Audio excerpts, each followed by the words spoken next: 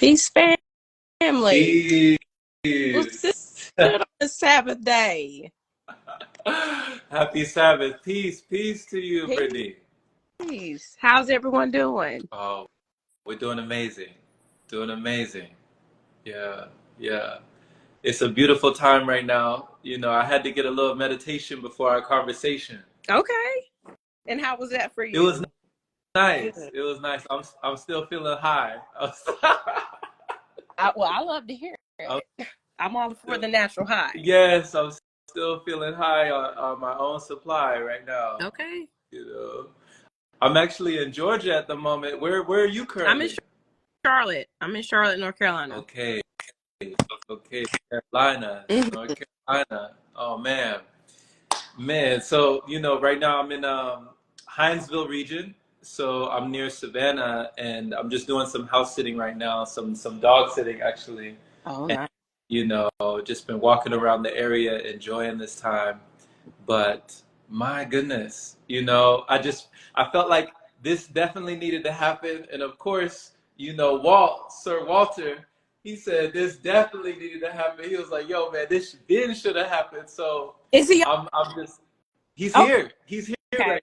Hey, Yeah, yeah, he's here. So, you know, blessings to you, blessings to just what you're doing, this movement. I just wanted to hear so much about, why you started. Just we'll get into it, but for anyone who doesn't know you, Brittany, like how would you describe yourself? For those who aren't oh aware. man, I am just really a nomad in my own right, flowing through the journey of life, unpacking a lot of things, learning and unlearning so many things, and just on the pursuit to optimal health, of course, spiritual ascension, breaking generational curses, and just bringing along as many people as I can. Right. So, um, other than that, I'm just me, just be. I don't know if you know this, Jerome, but I stepped away from the corporate world about almost 4 years ago, just to fully pursue my passions, my purpose, and just really immerse myself in the present, in my dreams. And I'm doing birth work full time now. Okay. So And that's where beautiful. So, and when you say you're doing birth work, you mean like a doula? I am listed doula. Awesome. Awesome. The holistic doula work. Like when you talk about doing, womb work or birth work, what do people not understand about the role of a doula? Like I know this is a separate topic, but for people who never have even heard the term doula, they're asking themselves, what does that even mean? How would you describe it? I mean, we're sacred space holders, you know what I'm saying? And we help them usher through the process of birth from beginning to end. Like even preconception, people don't understand the importance of having a doula. And just with the climate like it is right now, especially in the medical world, you need that set of eyes. You need that advocacy, especially people of color. Um, More so than often, we get into these intimidating environments within the medical field, and we think that the white coats and the doctors, they have all the expertise, and they do to a certain extent. So I never try to create the environment of doula versus doctor. However, it's so important to remain sovereign over your own body, to maintain autonomy over your body and your health, especially with something as sacred as pregnancy and birth work.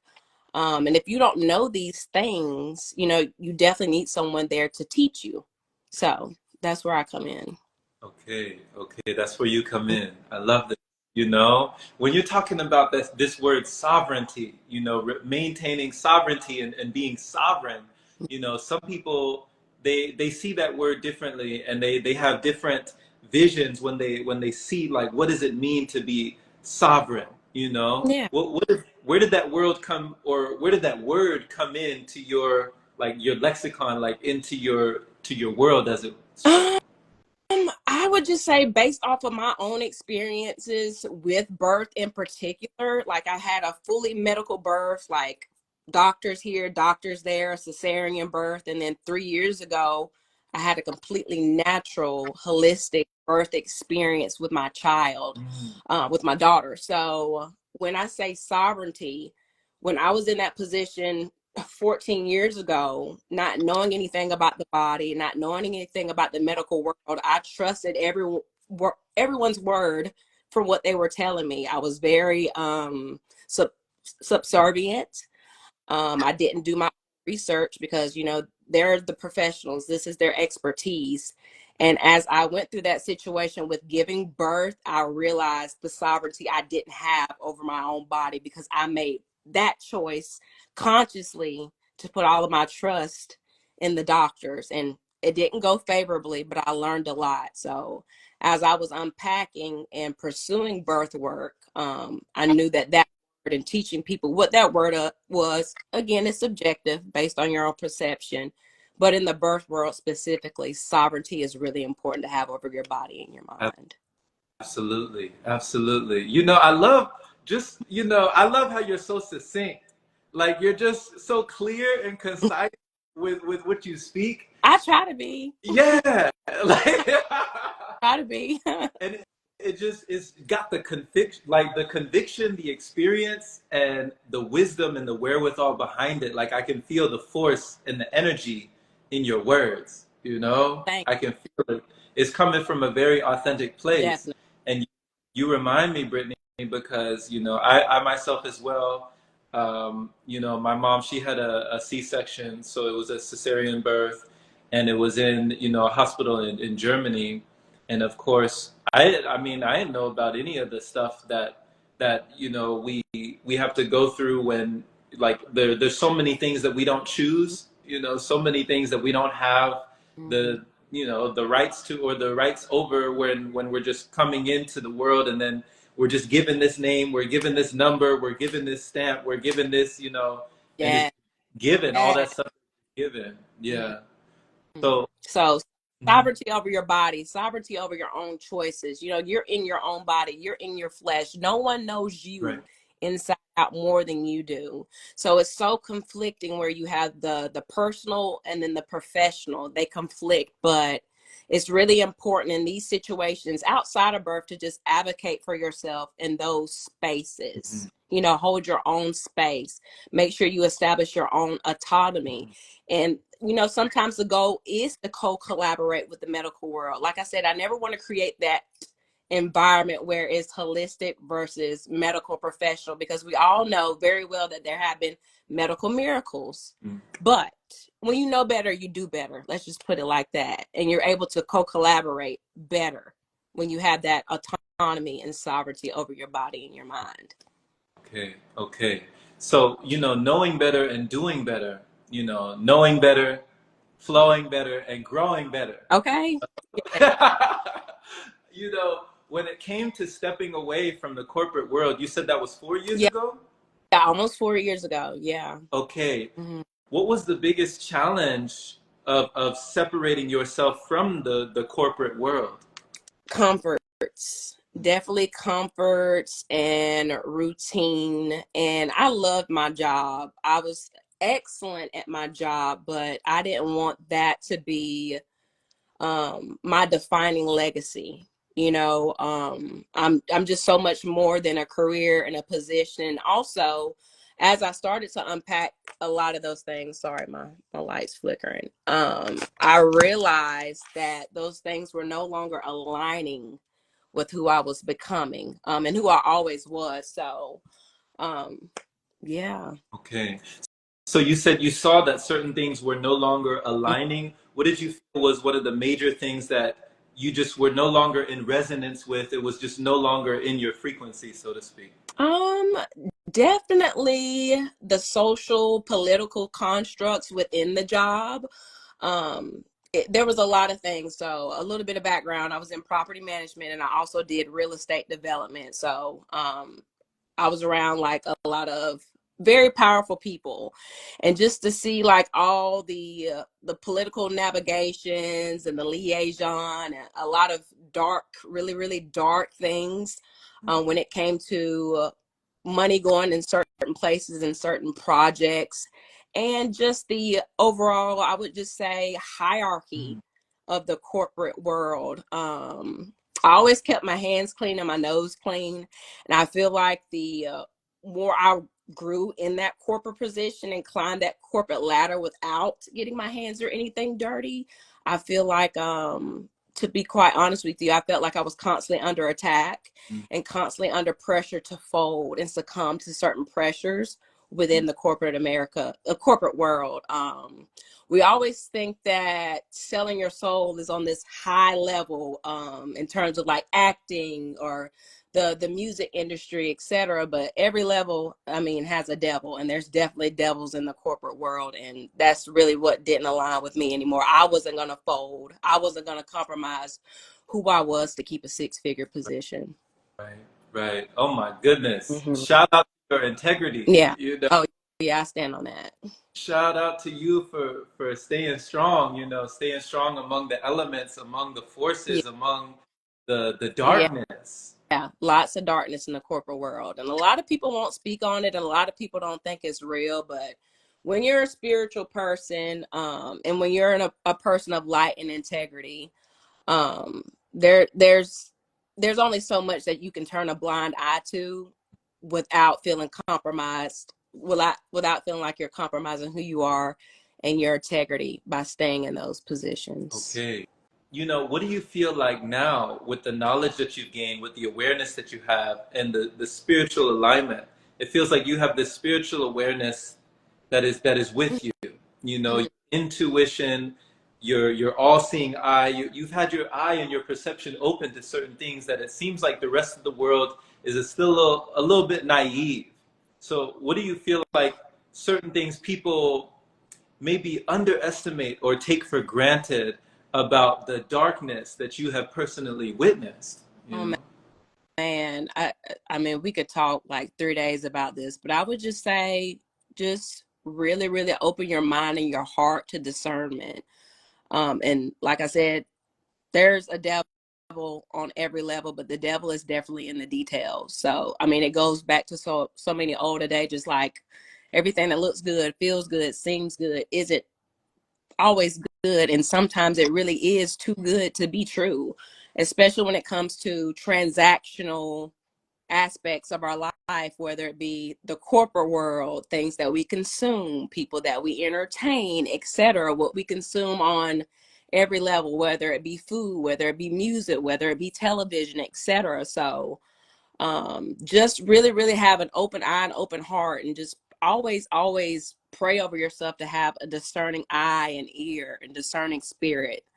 I feel like we're all naive to a lot of things, and I'm still unpacking and unlearning and learning a lot of things. But being in the corporate world for like 12 plus years and being around powerful people, politicians, restaurateurs, just like really respectable people, and not to say that they all were bad, but there was a lot more bad than it was good when it came down to it. Okay, okay.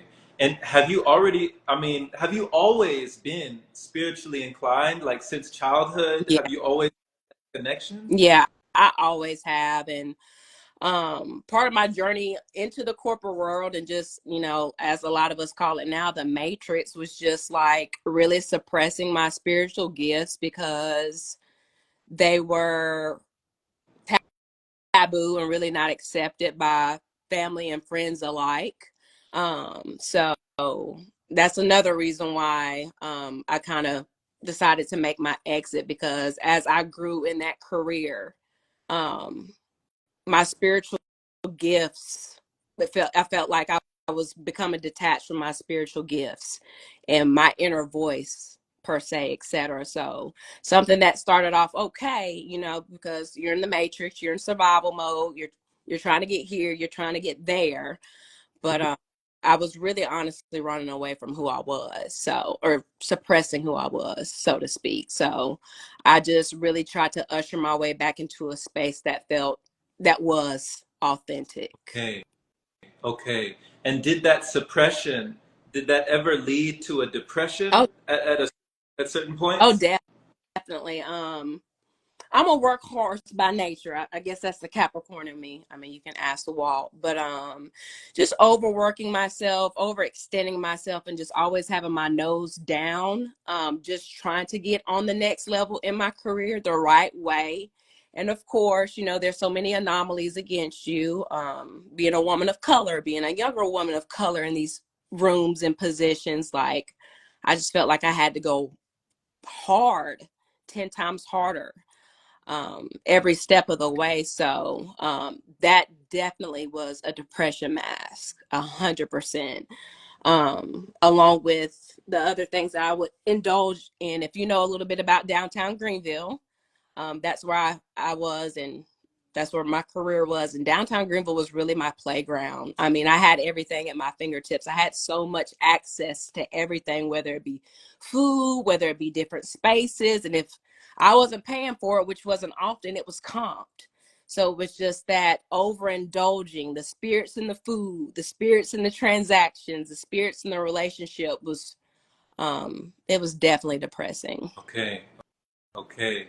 And it's interesting that you say that because, you know, I appreciate you expressing this and just being open and honest with this experience. Mm-hmm. You know, my the Capricorn as well, so I've seen that hard working aspect, Mm-hmm. you know, just being honed in and zoned in, you know, Very much. really like pile driving through. So when it comes to the certain things that you said were taboo or not as accepted, those spiritual gifts, what were some of those spiritual gifts that you felt that you have within you that were taboo in that way?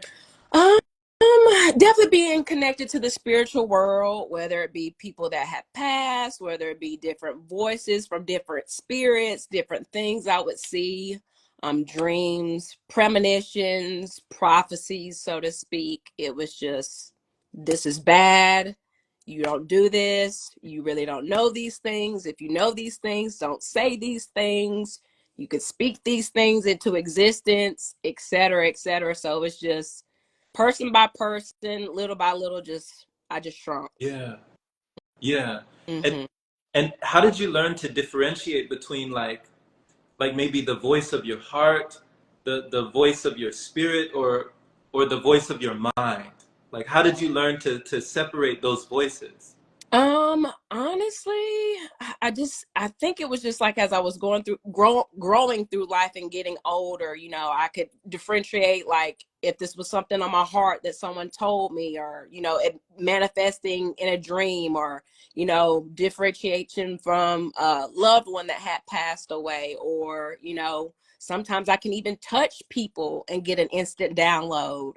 So I think just growing and like working through my gifts, even though I was suppressing them, as I got older and had more experiences per se, I was able to differentiate, you know, this is God speaking to me. Like this is a situation that I felt. This is a situation that I see. And, you know, if you have spiritual gifts, we know sometimes it's not always what it seems. Like you could have a dream about a relative and it won't be indicative of the specific situation, but it may be a friend of the relative or a classmate or someone around you, but just similar circumstances. So just really picking things apart and like trying to put things together, because sometimes there are missing pieces to the puzzle when you have a vision or you have a download or whatever you want to call them. Right. Was there ever like you know, because you remind me, Brittany, as you're speaking about these spiritual gifts, like there's a series called X-Men, you know, the X-Men. Mm-hmm. And you know, Mm-hmm. they don't per se, they don't call them gifts, but they call them Mm-hmm. mutations. Like they Yeah. mutant abilities. You know, Charles Xavier and Jean Grey have the telepathy and the mind. Mm-hmm. Like Rogue. Rogue was a character that if she touches someone, well, first of all, like it weakens them, but she also takes on their abilities. Like she takes on a piece of that person. She Mm-hmm. from them. So it got to the point where it was so traumatic for her growing up with this ability that she had to constantly wear gloves so that she didn't physically touch anybody to get a piece of that person, you Yeah. know.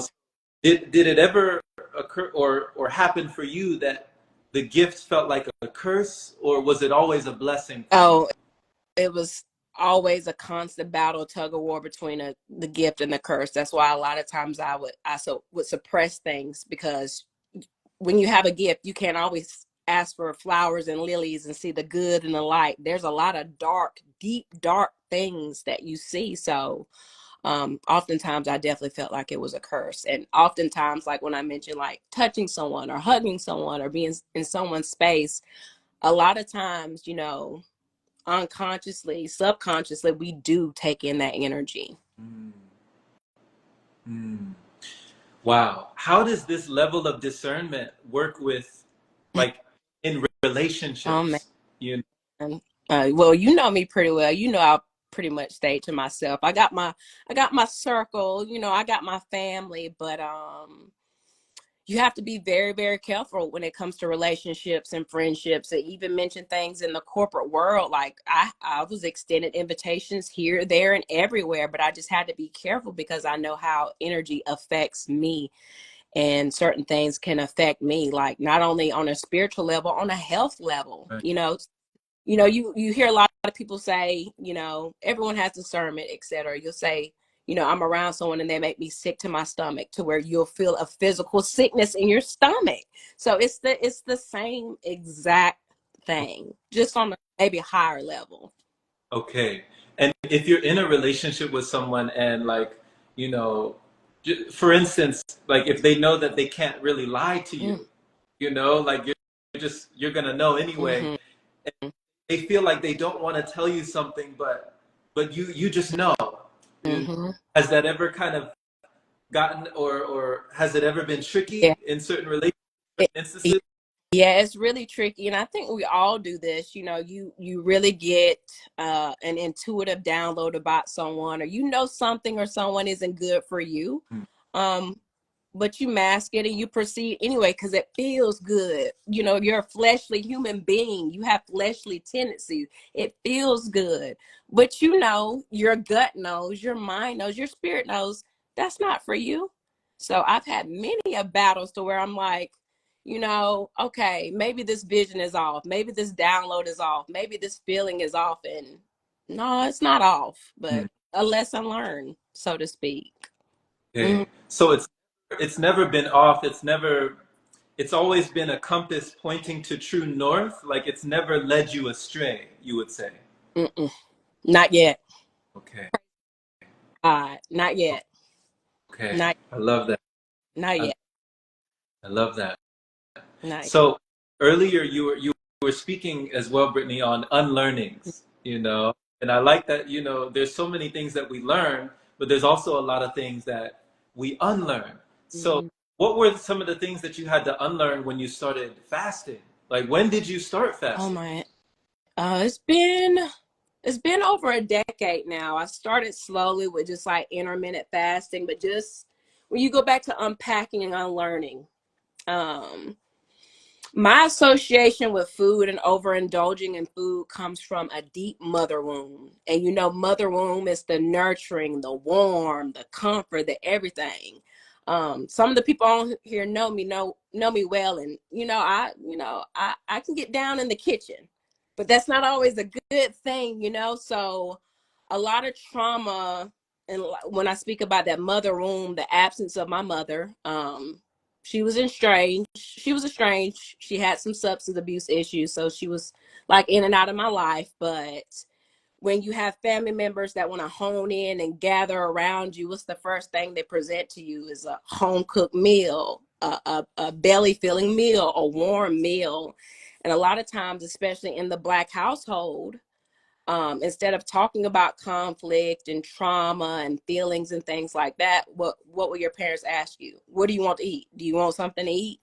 Instead of us having a conversation. So when I say unpacking, I see a lot of my family have they really have some really bad food addictions, food attachments, and it just comes from those suppressed feelings, those mother wounds, and really things that they haven't dealt with. So I kind of black sheep my way out, um, and did the unpacking on my own, to where I just realized like I was overeating.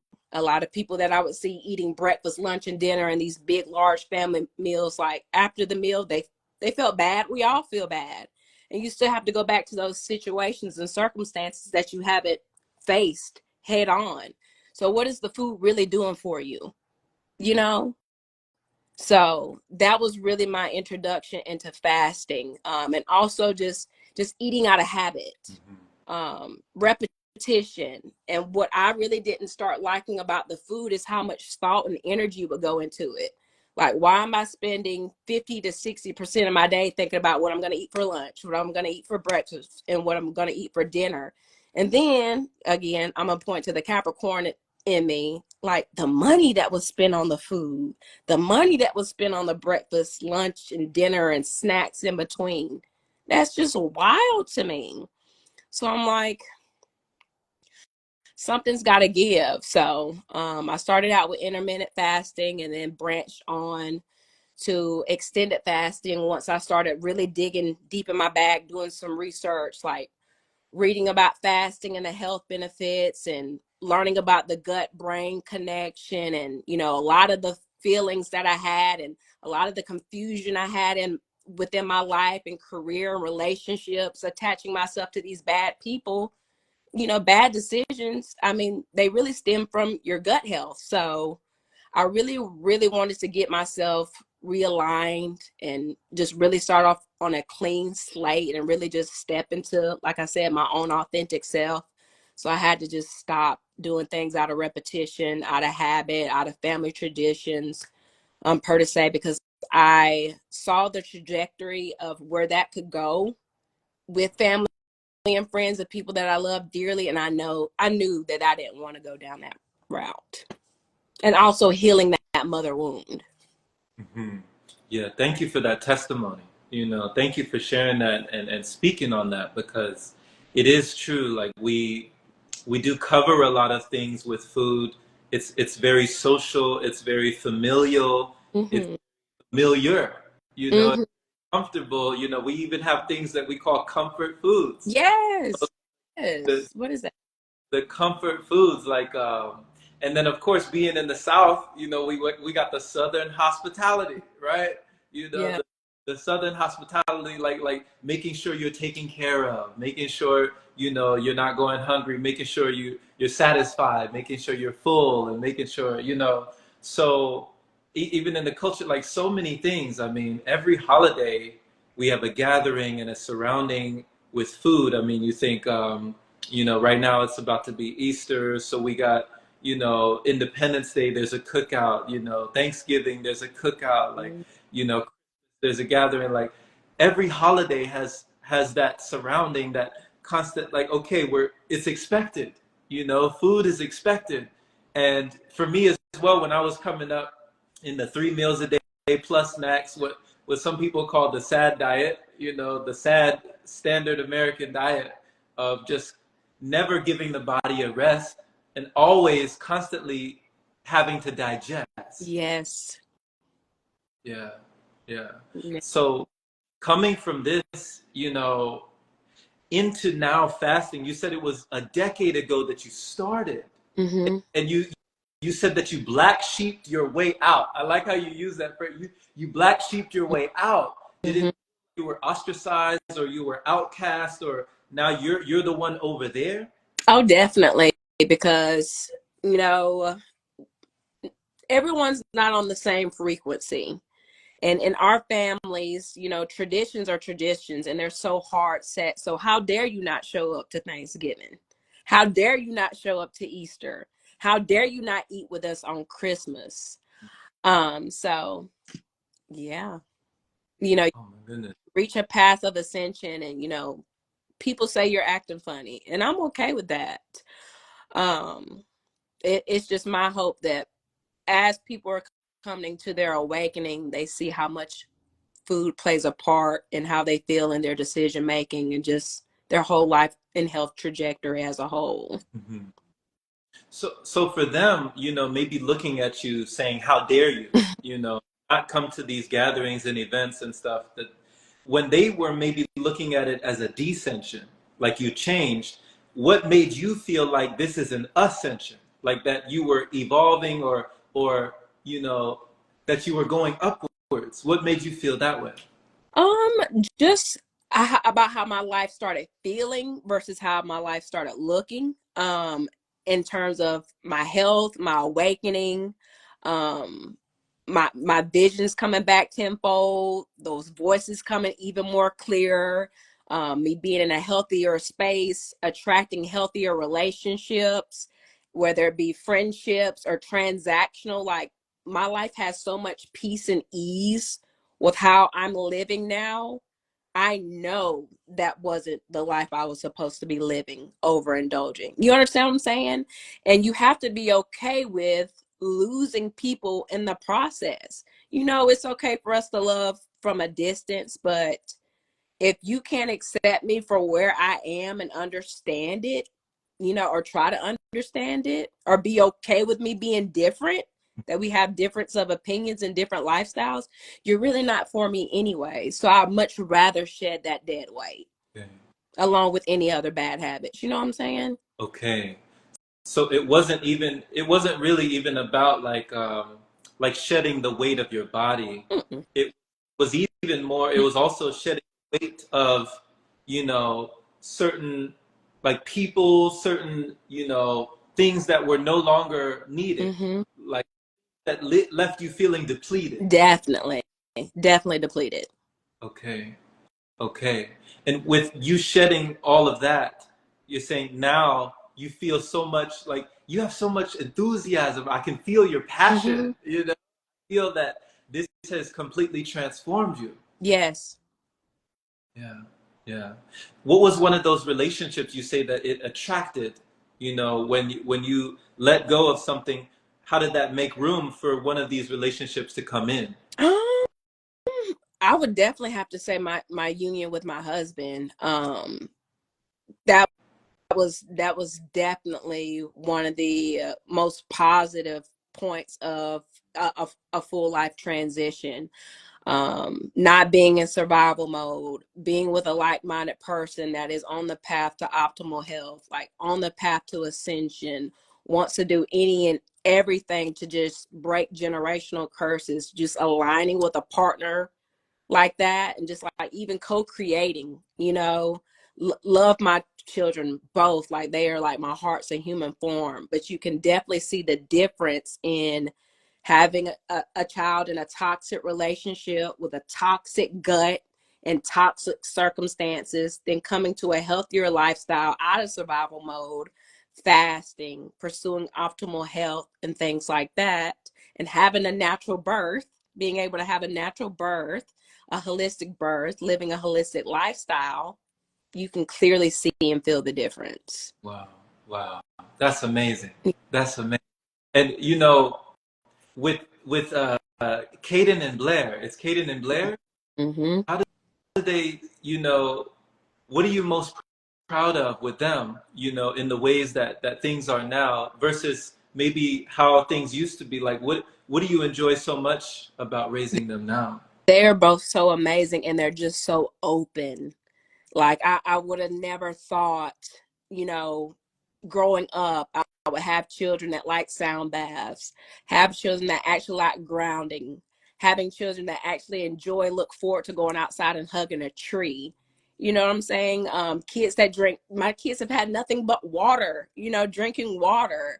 Um, 80% of their diet is fruit, you know, things like that. It's just so amazing. And when you meet my children, you can definitely see the light in them. You know, you can see the pureness, the wholeness. So that's the biggest difference. And you know, everyone should definitely be mindful when it does come to co-creating and building those relationships, and making sure you're having someone that's willing to grow with you and break those generational curses. Because I'll have to be honest with you, another reason why I really dedicated myself to fasting is a lot of my bloodline is mental illness, Mm. you know. And you know, I've done a lot of studying and unpacking about parasitic infections, you know, gut microbiome imbalances, and as it correlates to a decline in your mental health.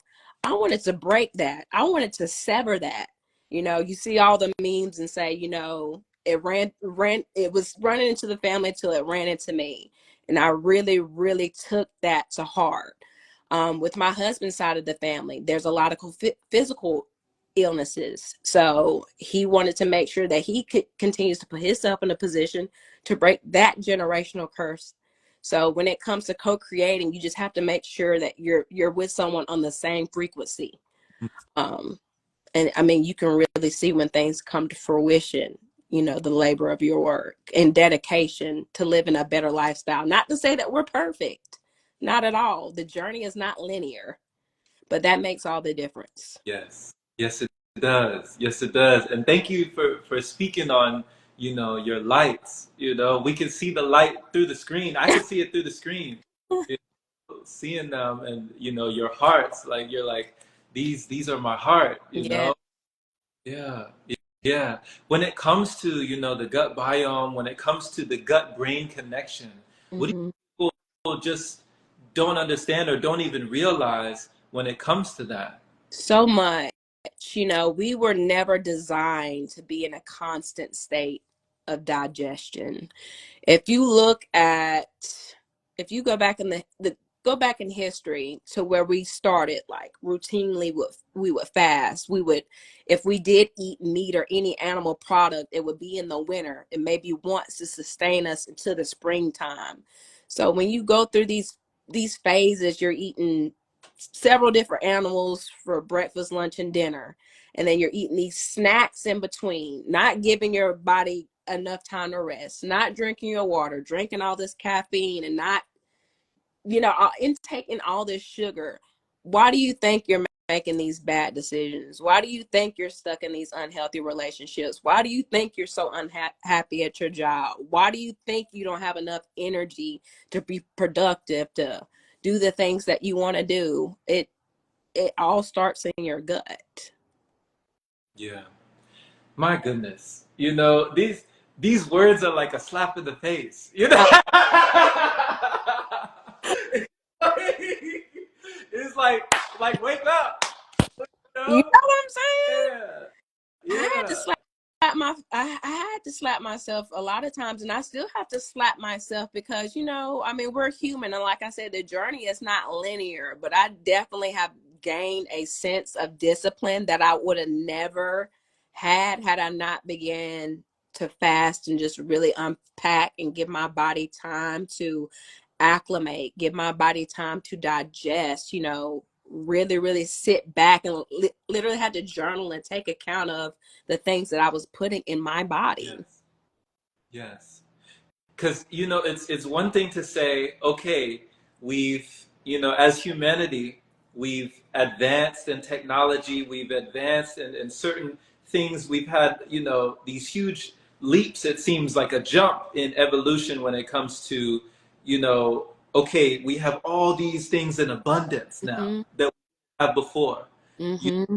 around and, you know, sometimes, you know, I'm in an area where I can look over there, I see Mexican food. I can look over there, I see Italian food. I can look over there, I see Chinese, I see Japanese, I see, you know, every kind of food is in the same area, you know? And then I see Popeyes over here, KFC over there, you know, McDonald's over there, Burger King, Chick-fil-A.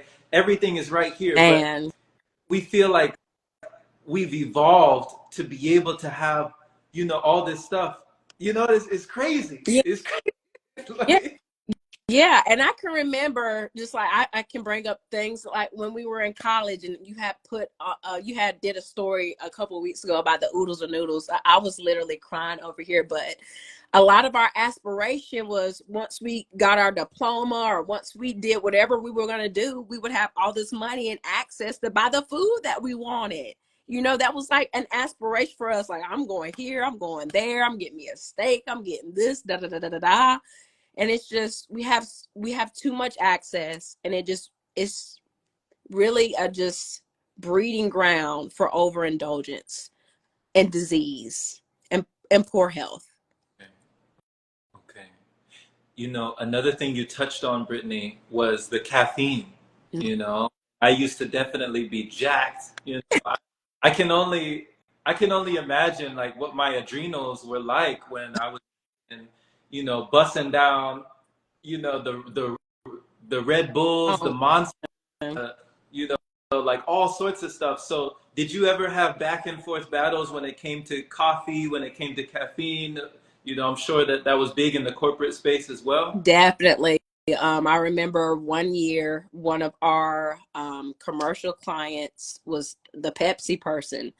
So cherry Pepsi was my drink of choice, and I had to have one to get through my workday. So just coming off of that, detoxing from caffeine is whoa. Like, oh my gosh, your body will do some crazy things. I had some of the weirdest experiences, but I was definitely addicted to caffeine, 100%.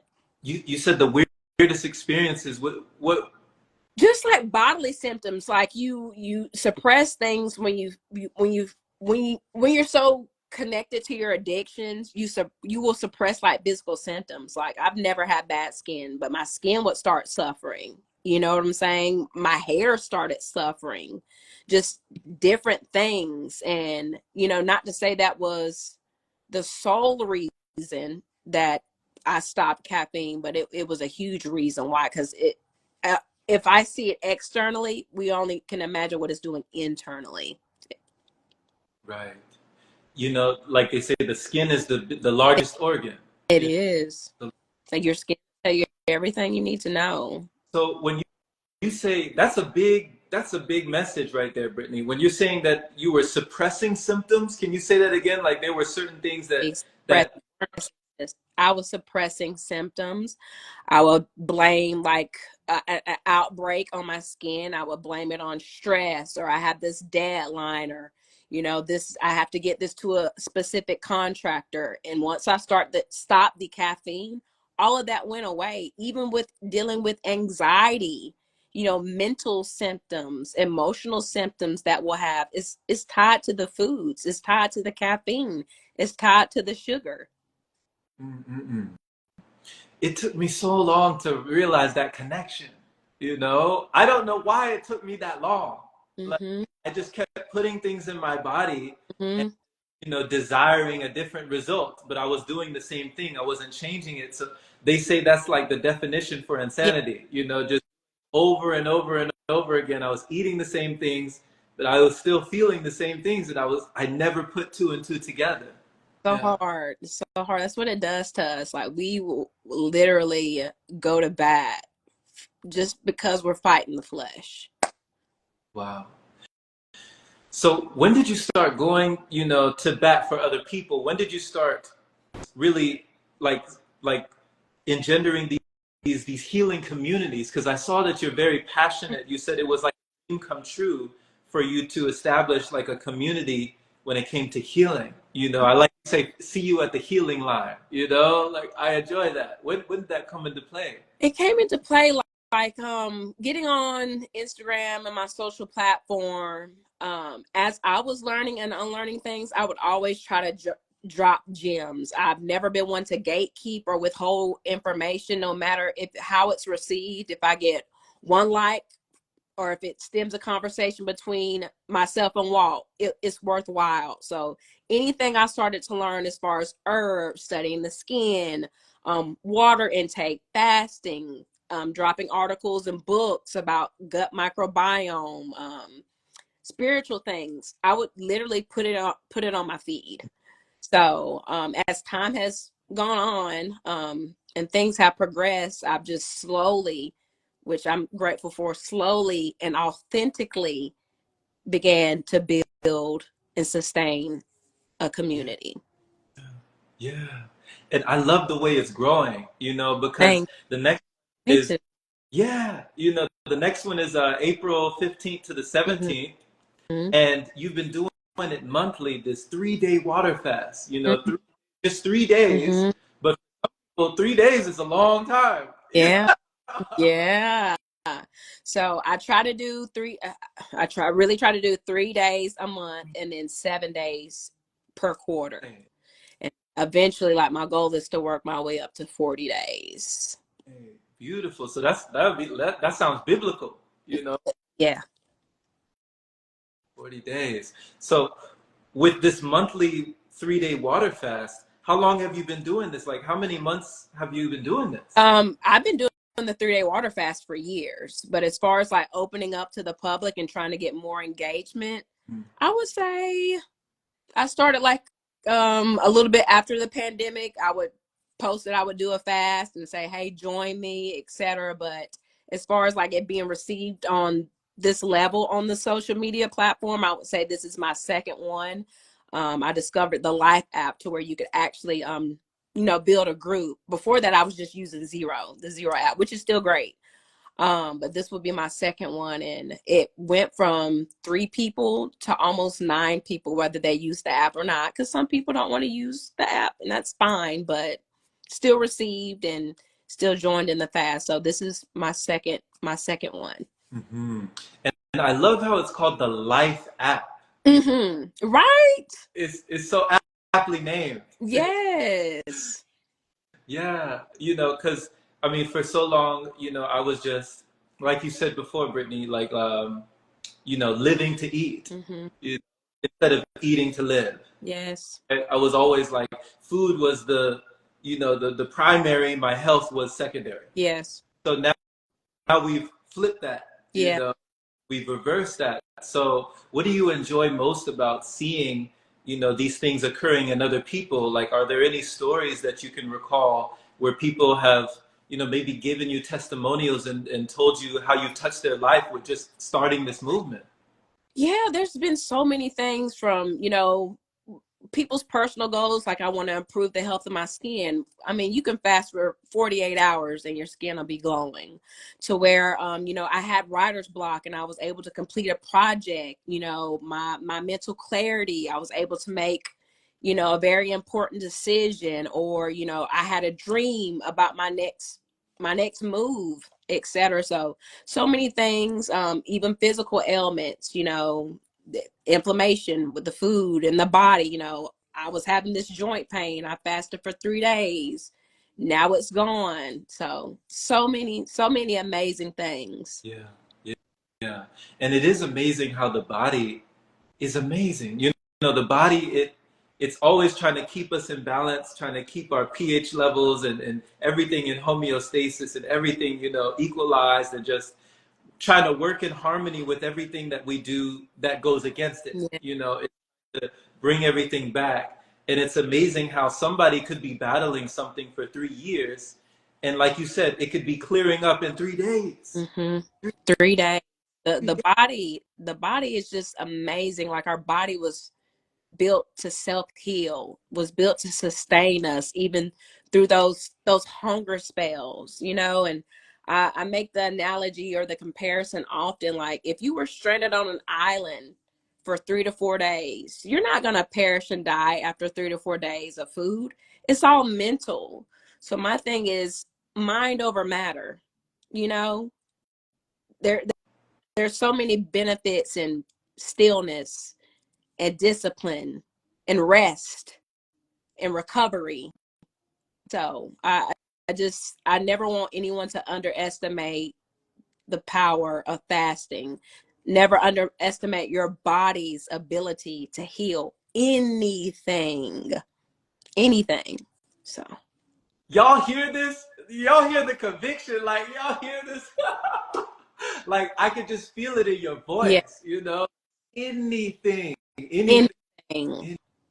anything. Don't question it. Don't question it.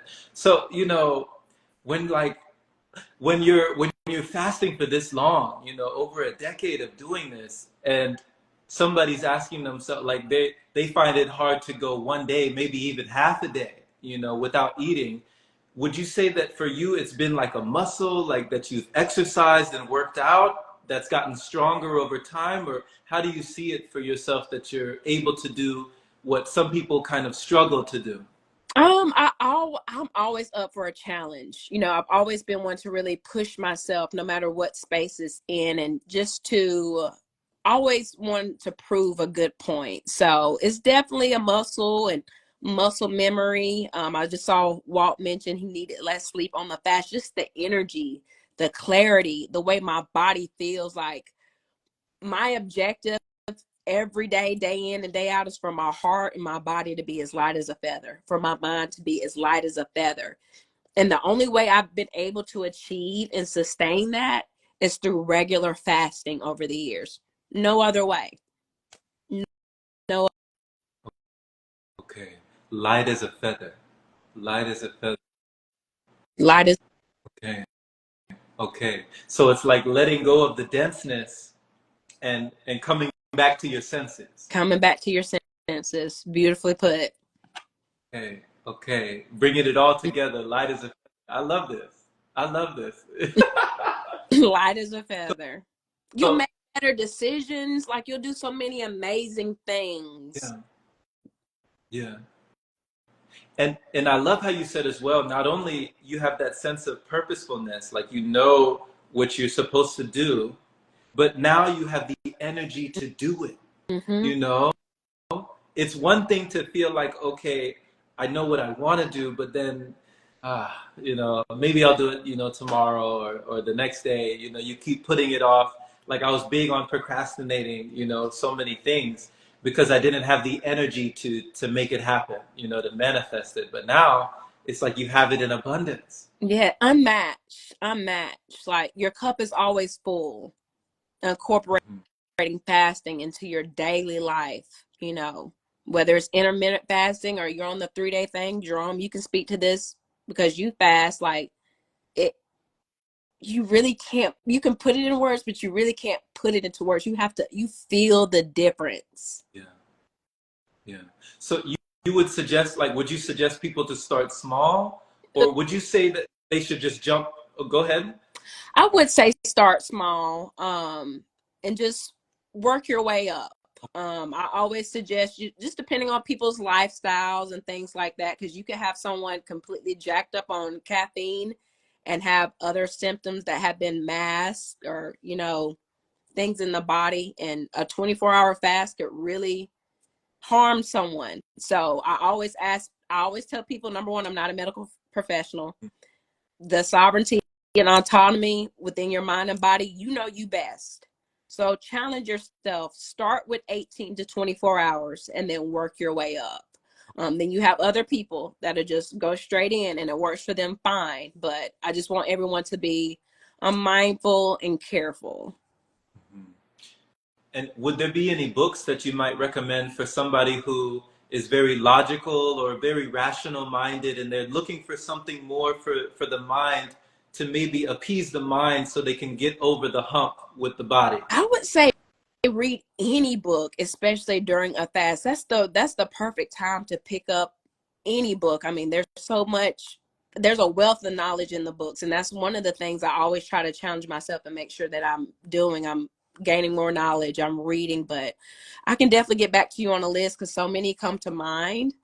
But definitely reading, like stepping out of your comfort zone, picking up an old habit, an old not old habit, old hobby per se, during the fast. Like, you thought you had lost a passion for something during the fast, try to pick it up again, pick up that paintbrush again, Yeah. pick up the book again, pick up the pen again, disassociate yourself from the technology, you know. Mm-hmm. So letting the inner child come out. Oh yeah, definitely. That's the perfect time. During the fast is the perfect time to do some inner child work and inner child healing. Okay. Okay. This is so beautiful.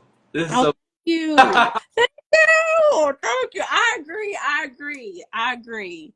Um, like journaling, write a letter to yourself, write a letter to your past self. If there was some kind of traumatic event or life changing event that happened in your life and you remember the age and things like that, go back and write a letter to yourself. Yeah. Have a conversation with yourself. Do a good sound bath. Get outside and connect with nature. Put your feet on the ground. There's nothing wrong with hugging a tree. Put your hands in the dirt. Right. You know? Won't hurt. Yeah, It won't. it won't hurt. It won't hurt. Put it in the dirt. Put it in the dirt. It won't Oh hurt. my God. Oh my gosh. Like, this is so lovely because, you're talking about, go on a date with yourself, be with yourself, hear you, Mm-hmm. Mm-hmm. like have a conversation with yourself, acknowledge yourself, appreciate yourself, love Yeah. yourself. Yes. Be present with yourself. be present with yourself. Really be present with yourself. Sit with yourself. Love on yourself. Mm-hmm. Because, you know, in this day and age, like sometimes we forget that the presence is a gift, you know, Yes. and, you know, we do a lot of things. I did a whole lot of things to escape Mm-hmm. myself. I put my consciousness into video games. I put my consciousness into TV and binge watching and, you know, all sorts of sitcoms. And I put my consciousness into, you know, recreational, you know, substances. And I put Mm-hmm. into everywhere but me. I'm with you. I'm with you. But The me. journey is not linear. Right. Right. So it was like everywhere you go, there you are. There's no escaping, you No. know? So you might as well become friends with yourself. Yeah. Yeah. Yeah. Wow. Wow, Brittany. If someone wants to get a hold of you or just get in touch with you or be more in tune with you, you know, where should they go to find out more about your movement, to find out about like how they can get in touch with your offerings? Yeah, well, definitely follow my Instagram page. So that's going to be melodic_muse. And then in my bio, if you're interested in any healing services, doula services, anything, there is definitely a link to follow my doula page. But look, I'm cultivating community here. So whatever it is, tap in with me, DM me, reach out to me, and we can become whole together. Yes, at the healing line. Okay, see you at the healing line. Are you joining us in April? Yeah, April 15th is Yes. Love. so so many blessings. Thank you for your testimony today. Thank Like, you. thank you for all these sharings. I love it. It comes from a place of such knowing. Like you not only have the intellectual side, but you have the intuitive Yeah. side. You know, you have the best of both worlds. You have the spiritual awareness, but also, you know, you got that realistic, you're conscious, you know, you're aware, but you also have the imagination to understand that there's more beyond our beliefs. Oh yeah. So you're breaking all kinds of boundaries, and I can't wait to see where it goes. Likewise, likewise. And thank you for being on this journey with me. You shared and taught me so much. Again, I'm always going to give you your flowers. I'm forever grateful for all that you've shared. And yeah, I look forward to seeing where we're going. Yes, So together. peace.